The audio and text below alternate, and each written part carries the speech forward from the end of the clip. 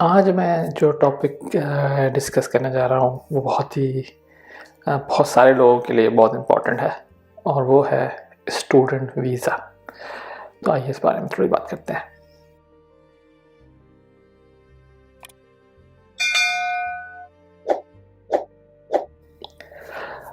पहला जो मेरा सवाल है वो लोगों से ये होता है कि मतलब आप स्टूडेंट वीज़ा अप्लाई क्यों कर रहे हो, मतलब आपका मकसद क्या है। आई थिंक 75-80% लोग ये बोलते हैं भाई हमें बाहर जाके सेट होना है, इसलिए हम जाना चाह रहे हैं स्टूडेंट वीज़ा पे। सबसे ईजीएस्ट वे ये है और जो बिल्कुल सही बात है, मतलब इसमें कोई डिनाइल नहीं है। हर बंदे का यही ड्रीम होता है कि अगर वो साउथ एशिया में रहता है तो वो बिल्कुल बाहर निकलना चाहेगा एट एनी कॉस्ट। और ये इस बात को समझ लेना कि मतलब हमारे लिए ये चीज़ कितनी ज़रूरी है। बहुत से लोगों के लिए एक बस एक फ़न होता है या एक बस एक बात है कि मेरा पड़ोसी गया तो मुझे भी जाना है। नहीं, आपके लिए ये चीज़ कितनी इम्पॉर्टेंट है बाहर निकलना। फॉर एग्ज़ाम्पल आपकी फैमिली के लिए, आपके फ्यूचर के लिए, आपके अगर आप शादीशुदा के बच्चों के लिए, बीवी बच्चों के लिए कितना इम्पॉर्टेंट है, ये चीज़ जो है समझ लेना बहुत ज़रूरी है।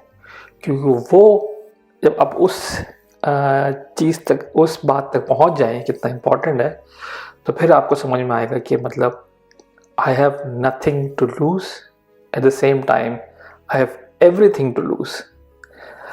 तो आप फिर जो है उस हिसाब से उसके ऊपर मेहनत करते हैं, उस चीज़ को करना चाहते हैं कि नहीं मुझे अचीव करना ही करना है। तो ये हो जाता है मेरे हिसाब से फर्स्ट पॉइंट जो है वो ये आता है। फिर हमारे यहाँ एक दूसरा जो हमारा जो आर्ग्यूमेंट होता है, जब खैर मैं भी स्टूडेंट वीज़ा बाहर निकला था तो मुझे भी आइडिया इस चीज़ के बारे में। तो पहली चीज़ हम ये बोलते हैं कि लोगों से कि मतलब यार सारे अमीर लोग निकल जाते हैं, उनको वीज़ा मिल जाता है, हमें मिलता नहीं है।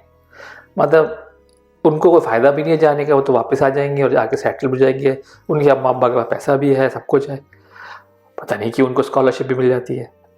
तो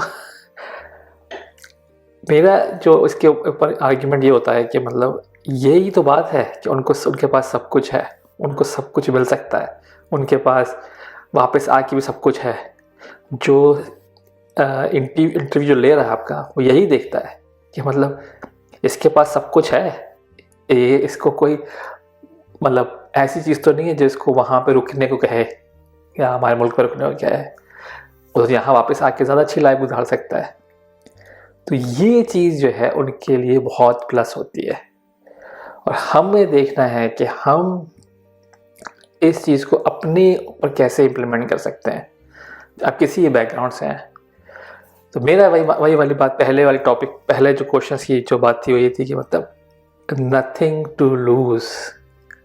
तो आपको भी यही शो करना है अपने इंटरव्यू वाले बंदे को या इंटरव्यूअर जो भी ले रहा है, आपका इंटरव्यू लेता है एम्बेसी में, कि you have nothing to lose. अगर मैं चला भी गया तो इट्स ओके, नहीं गया तो इट्स ओके, मतलब it's not end of the world. क्योंकि वो यही सुनना चाहते हैं आपसे कि आपके पास क्या ऑप्शंस हैं। क्योंकि अगर आप ये बताएंगे मेरे पास this is the only option I have, कि आपको बाहर जाना है, यू आर डन, वो दूसरा सवाल ही नहीं करेंगे आपसे। तो कोशिश ये करनी है आपको कि अपने जवाब में जितने भी जवाब दें, जितनी भी चीज़ें आप आंसर करें, उन सब में ये आप मेंशन करें कि भाई अगर मिल गया, नहीं मिला कोई बात नहीं, हमारे यहाँ अपनी बहुत सेटिंग है, अपनी ज़बरदस्त सेटिंग है, वो कर लेंगे। फिर हमारे एक और चीज़ आ जाती है कि हमारे लड़के लड़कियाँ जब अप्लाई करते हैं वीज़ा और फर्स्ट टाइम में रिफ्यूज़ हो जाते हैं तो वो बहुत ही डिसहार्टेड हो जाते हैं, बहुत ज़्यादा डिसहार्टेड हो जाते हैं। इसके बहुत से रीज़न भी होते हैं। फॉर एग्जांपल फाइनेंशियली उनको इतना स्ट्रांग नहीं होते कि मतलब वो लोग चीज़ को सेकेंड टाइम ट्राई कर सकें, या बस उनको एक हारने की आदत नहीं होती है, लूज़ होने की आदत नहीं है, उनको पता नहीं कि आप के फेल कैसे होते हैं।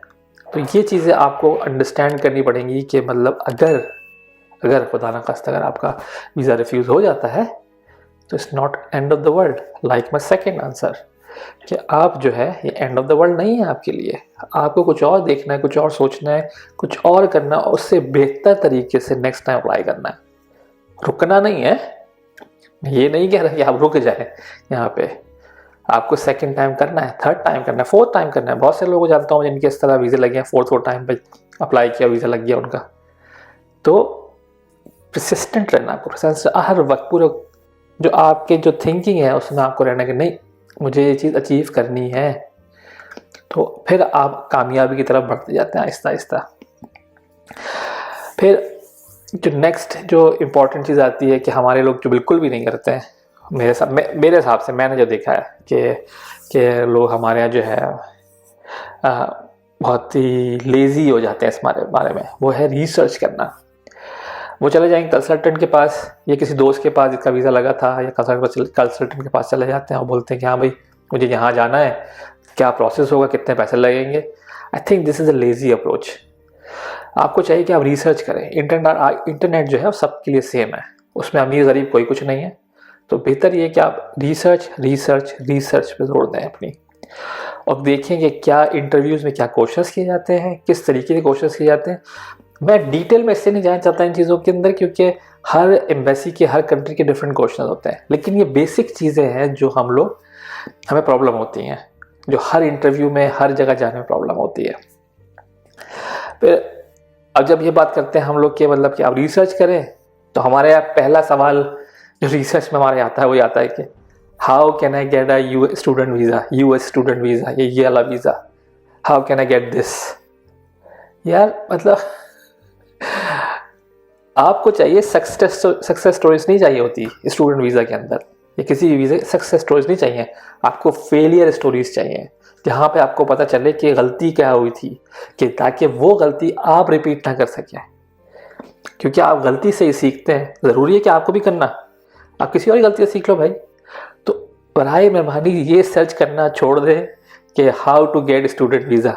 मैं कहूँगा थोड़ा सा चेंज कर ले इस चीज़ को, और आई थिंक फॉर एग्जाम्पल लिख सकते हैं, आप सर्च कर सकते हैं how which mistake I don't have to do in student visa, something like that. I don't know, सब कुछ इस तरीके से ना, कि don't make mistake on student visa, या common mistake on student visas, या common mistakes in student visa interview, something like that. इस तरीके से ये चीज़ें ज़्यादा इंपॉर्टेंट है बनस्बत इसके कि स्टूडेंट वीज़ा कैसे मिलेगा। सही है, तो ये मेरे हो गए 4-5 पॉइंट हो गए। तो अब इसके नेक्स्ट टाइम चीज़ आती है मेरी, किसी भी कंट्री के लिए जा रहे हैं, फॉर एग्जाम्पल जर्मनी के लिए जा रहे हैं, तो वो आपसे बोलते हैं कि भाई जर्मन लैंग्वेज का सर्टिफिकेट लेके आए आप, कि जर्मन आपको आती है थोड़ी बहुत, ए ग्रेड या ए या बी आई थिंक सेक्शन का कुछ होता है क्लासेस, वो आपको आता है। इसी तरह अगर किसी इंग्लिश स्पीकिंग कंट्री में जा रहे हैं तो वो टोफिल आइल्स वगैरह पे कॉन्सेंट्रेट करते हैं, विच इज़ गुड। मतलब आपको पता चल जाएगा कि भाई आपको जाके कम्युनिकेट कैसे करना है। लेकिन मैं इस बात पे, लोग बोलते हैं कि कम्युनिकेशन मतलब लैंग्वेज इज़ द की और समथिंग लाइक दैट ना, तो लेकिन मैं इस चीज़ को थोड़ा सा कंप्लीटली एग्री नहीं करता इस बारे में, क्योंकि मतलब language is the key to the door, ठीक है राइट, लेकिन उस डोर को खोलना भी तो है आपने, सिर्फ चाबी लगा के थोड़ी बैठ जाओगे। तो वो खोलने के लिए आपको चाहिए कम्युनिकेशन, आपको अपनी चीज़ें किस तरीके से कम्युनिकेट करनी है सामने वाले पे, जो सामने आपका इंटरव्यूअर है उसको कैसे कम्युनिकेट करना है, ये चीज़ ज़्यादा इंपॉर्टेंट है। बस सिर्फ की लेके चाबी लेके घूमते रहे आप, इंग्लिश लैंग्वेज आती है मुझे नहीं। मतलब मैं अपनी चीज़ बताऊँ तो मैं इंग्लिश में बहुत ही बकवास था, खैर अभी तक बकवास ही हूँ, मुझे कोई इंग्लिश लैंग्वेज इतनी अच्छी मेरी है भी नहीं, ना ग्रामर ना स्पीकिंग आई कैन से। तो लेकिन मेरे अंदर अच्छी बात ये थी कि मैं अपनी चीज़ कम्युनिकेट कर सकता था अपने इंटरव्यू में, जो कि मैंने किया और मुझे इंटरव्यू मिल गया, इंटरव्यू से किसी बाद वीज़ा मिल गया मुझे। तो कोशिश करें इस चीज़ को इम्प्लीमेंट करने की अपनी उसमें।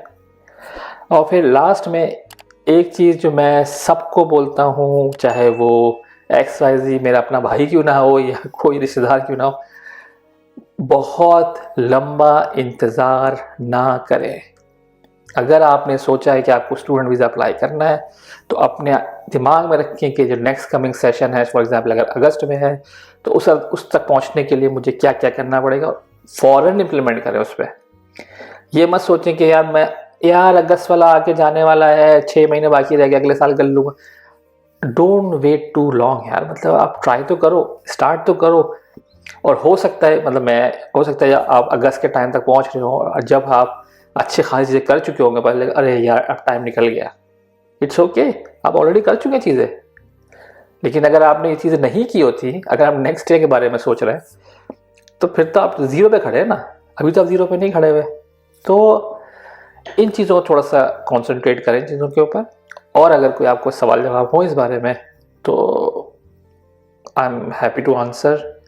और आप मैसेज कर सकते हैं और कमेंट कर सकते हैं। आज के लिए बस इतना ही, बहुत बहुत शुक्रिया।